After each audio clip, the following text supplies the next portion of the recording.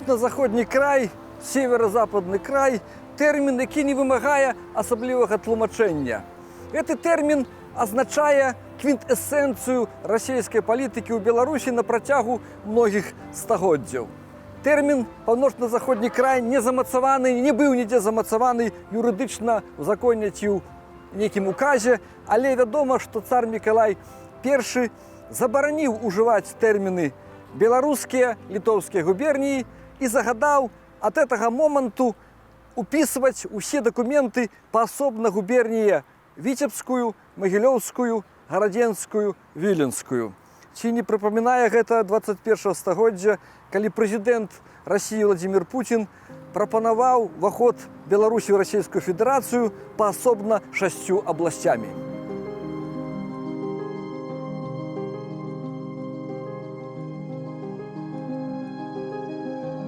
Расійская палітыка ў Беларусі ў 19 стагоддзі не была нязменнай і аднастайнай, у ёй неаднаразова здараліся змены і павароты, найбольш крутыя пасля задушэння антырасійскіх паўстанняў 1830 і 1863 гадоў.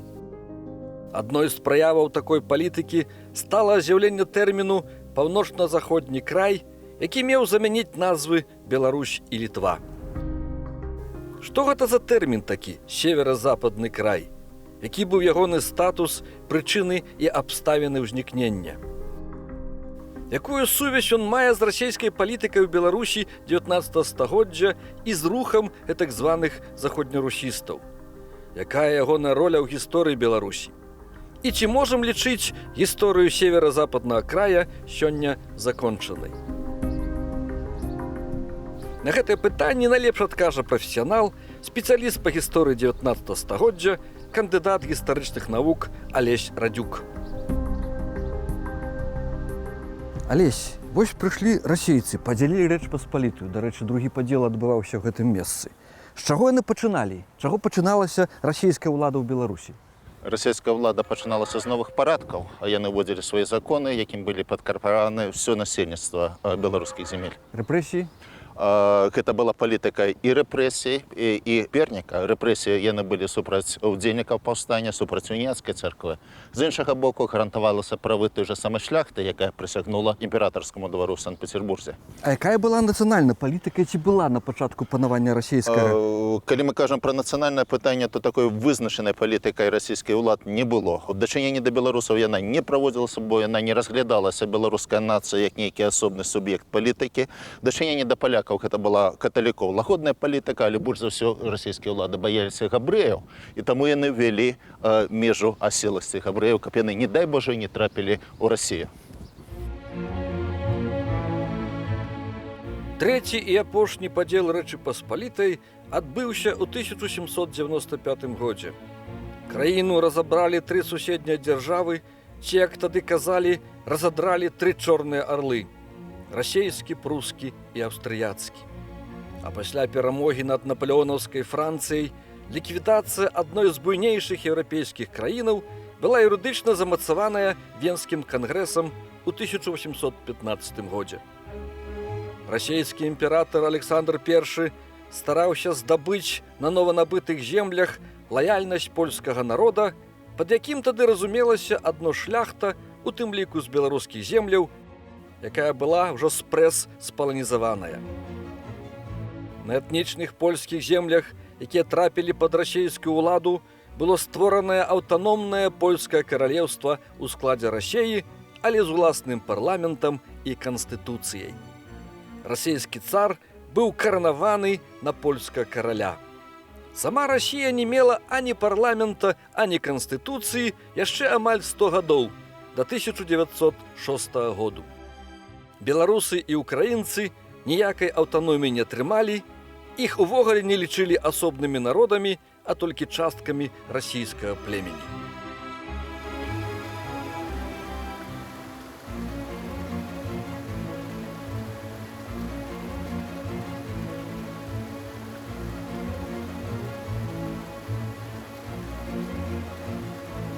У гэтай мясціны ў межах тэрыторыі гарадской гародні праходзіла мяжа паміж польскім каралеўствам, кангрэсоўкай і губерніяй гарадзенскай. Там гарадзенская губерня, тут ужо польскае каралеўства, але мы ведаем, што расійская ўлада спрыяла польскасці не толькі ў каралеўстве, але і на землях Беларусі.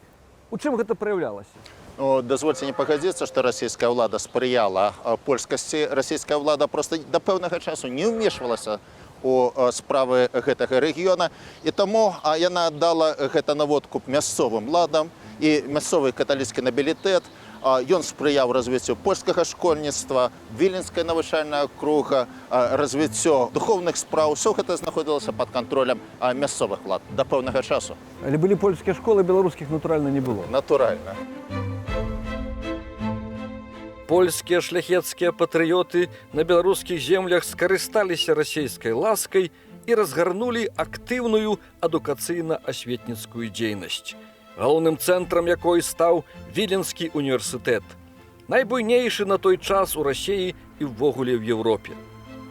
Віленскі імператарскі універсітэт стаў кіруючым цэнтрам агромністай віленскай адукацыйнай акругі, якая ахапіла 8 губерняў на беларускіх, літувійскіх і украінскіх землях. Зразумела, асноўнай мовай навучання ў школах і гімназіях была польская. Папулярнай на Гарадзеншчыне і за яе межамі стала гімназія ў Свіслачы, якую фундаваў уладальнік мястэчка граф Вінцэнт Тышкевіч. Віленскі універсітэт распрацоўваў для гімназіі навучальныя праграмы і падбіраў выкладчыкаў. Гімназія давала грунтоўную 7гадовую адукацыю і хутка стала асяродкам вольнадумства, непажаданага для ўладаў кірунку. Менавіта ў Свіслацкай гімназіі вучыліся і фармавалі свой светапогляд будучыя беларускія рэвалюцыянеры Віктар і Кастусь Каліноўскія. Як вядома, нацыянальныя рухі ў сялянскіх народаў пачыналіся з вывучэння традыцыйнай культуры. Як было ў нас, у беларусаў? Паколькі Беларусь з'яўляецца сялянскай нацыяй, то таксама пачыналася традыцыйна з вывучэння вясковай культуры. А калі гэта было? Вытокі вывучэння беларуса можна знайсці ўжо пачатку 19 стагоддзя, калі яшчэ дзейнічаў Віленскі універсітэт, прафесор Анацевіч, Янчачот, Філамата, Філарэта, але асноўныя грунтоўныя экспедыцыі пачынаюцца ўжо пасля 60-х гадоў 19 стагоддзя. Санкт-Петербург ставіў перад сабой мэту даказаць, што тут жывуць сапраўдныя рускія. Але што цікава, гэтыя экспедыцыі прыйшлі да абсалютна супрацьлеглых высноваў. Это не рускія. Адназначна не рускія. Нацыянальныя рухі ў панявольных народаў цэнтральна-ўсходняй Еўропы пачыналіся з этнаграфічнага вывучэння традыцыйнай народнай культуры з наступным пераходам да стварэння літаратурнай мовы. У Беларусі такое вывучэнне пачалося ў канцы 18-го, пачатку 19 стагоддзя. З аднаго боку, мясцовая польскамоўная інтэлігенцыя, прасякнутая ідэямі асветніцтва, пачала вывучаць жыццё хлопаў з навакольных вёсак. З іншага, расійскія даследчыкі зацікавіліся новаздабытымі землямі. Ужо ў 1773 годзе, пасля першага падзелу Рэчы Паспалітай, у Беларусь выправілася расійская экспедыцыя з мэтай вывучэння захопленых земляў, апісання прыроды і побыту народа. У 1803 годзе Беларусь з той жа мэтай адведаў акадэмік Васіль Севергін. Актыўна працавалі мясцовыя даследчыкі. З'явіліся цікавыя працы Андрэя Меера, Зар'яна Даленгі Хадакоўскага, Марыі Чарноўскай. Мне карціць запытаць як спецыяліста па паўстанню лістападаўскаму. Што змянілася ў расійскай палітыцы на Беларусі пасля задушэння паўстання 1830-31 гадоў? Сапраўды адбыліся значныя змены ў палітыцы царызма. У першую чаргу гэта былі масавыя рэпрэсіі, канфіскацыя ўласнасці і гэтак далей. Ну і былі некаторыя змены базавай палітыкі, якія закранулі сістэму адукацыі, ліквідацыя уніяцкай царквы, сацыяльныя змены, барацьба супраць шляхты як найбольш небяспечнага класа для расійскай імперыі. Ну і таксама каталіцкі касцёл пацярпеў. Але гэтыя змены не насілі таго канцэптуальнага характара, яны мелі перад сабой мэту уніфікацыі беларускіх земель з велікарускімі. Беларусам не спрыялі. Адназначна. Паміж антырасейскімі паўстаннямі 1830 і 1863 гадоў расійская палітыка ў Беларусі была скіраваная на цяснейшую прывязку да Расіі шляхам ліквідацыі мясцовых грамадскіх інстытутаў і замены іх расійскімі. Знайшлі здраднікаў сярод грэка-каталіцкай іерархіі і ў 1839 годзе ліквідавалі царкоўную унію. У 1740 годзе канчаткова скасавана дзеянне літоўскага статута. 1840 года июля 18-го государь-император, зачеркнув названия белорусских и литовских, изволил приказать переписать указ с поименованием губерний каждой отдельно – Витебскую, Могилевскую, Виленскую и Гронинскую.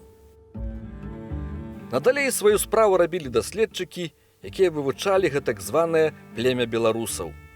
З'явіліся зборнікі «Вясковыя песні» Яна Чачота, «Шляхціц Завальня» або «Беларусь» у фантастычных апавяданнях Яна Баршчэўскага. Пра побыт беларусаў пісалі Павел Шпілеўскі, Владзіслаў Сыракомля, Адам Кіркор і шмат хто яшчэ. З другога боку актыўна дзейнічала рускае геаграфічнае таварыства, створанае ў 1845 годзе. Аднак праведзеныя, што называецца ўжывую, этнаграфічныя даследаванні, нягледзячы на пачатковы намер іх аўтараў выявіць расейскасць або польскасць беларусаў, засведчылі існаванне асобнага шматмільённага народа з уласнай мовай, культурай і велізарным этнічным абшарам.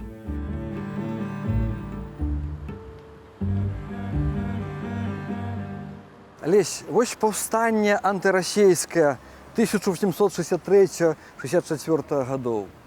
І каля мясціны, дзе сядзелі паўстанцы, у кляштары былым калегіуме езуітаў, ператвораным у турму, сядзелі паўстанцы, хачу спытаць, як змянілася расійская палітыка нацыянальная у Беларусі пасля задушэння паўстання Каліноўскага?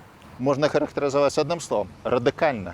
Абсолютно змянілася палітика. І менавіта пасля 1863 года, дзякуючы высілкам Мурав'ёва, царызм пераходзіць да доўгатэрміновай, прадуманай палітыкі русіфікацыі беларускіх земель. Менавіта тады пачынаецца маштабная акцыя па русіфікацыі і пакаранне ўдзельнікаў паўстання. І гэта русіфікацыя, яна закранула ўсе асноўныя сферы грамадскага і палітычнага жыцця Беларусі. Можна сказаць, татальная русіфікацыя. Татальная русіфікацыя на ўсіх узроўнях з мэтай зрабіць беларусаў рускіх са знакам якасці. Пасля здушэння паўстання 1863-1864 гадоў расійская палітыка ў Беларусі набрала выразна акрэслены русіфікатарскі характар. Не дазвалялася нават пачатковая асвета на беларускай мове. Тэрмін «северо-западны край» увайшоў у публічны абарот, да яго залічвалі 6 губерняў – Віленскую, Віцебскую, Ковенскую, Гарадзенскую, Менскую і Магілёўскую. Расквітнеў заходні русізм, адным з творцаў якога лічыцца сын уніяцкага святара Міхал Каяловіч. Стрыжнявая тэза заходнерусізму – беларусы – адзіны народ з расейцамі. Менавіта заходнерусізм стаў ідэалагічнай падставай русіфікатарскай палітыкі імперіі на беларускіх землях.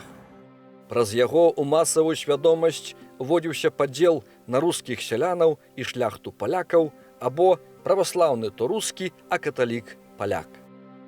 Справа поўным ходам ішла на канчатковую замену этнічнай назвы краіны на геаграфічны тэрмін «Паўночна-заходні край расійскай імперіі». Невыпадкова заходні русізм перажыў другое нараджэнне ў Беларусі ў канцы 20-го стагоддзя як вынік апантанай русіфікатарскай палітыкі прэзідэнта Лукашэнкі, як наступства вяртання да канцэпцыі паўночна-заходняга краю ў планах кіраўніцтва Расіі. У 2002 годзе прэзідэнт Расійскай Федэрацыі Владзімір Пуцін, між іншым, прапанаваў Беларусі увайсці ў Расію паасобна 6 губернямі.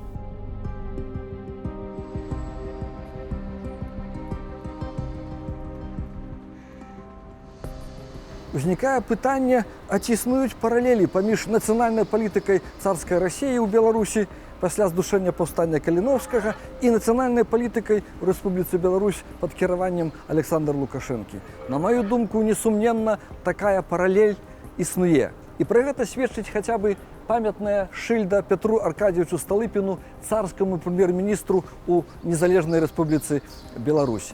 Істотная розніца палягае на тым, што ў царскай Расіі эта русіфікацыя татальная, яна праводзілася адкрыта. Беларусаў кавалі на расейцаў, а ў Рэспубліцы Беларусь пры Лукашэнцы гэта татальная русіфікацыя праводзіцца пад прыкрыццём лозунга аб дбанні пра беларускую культуру.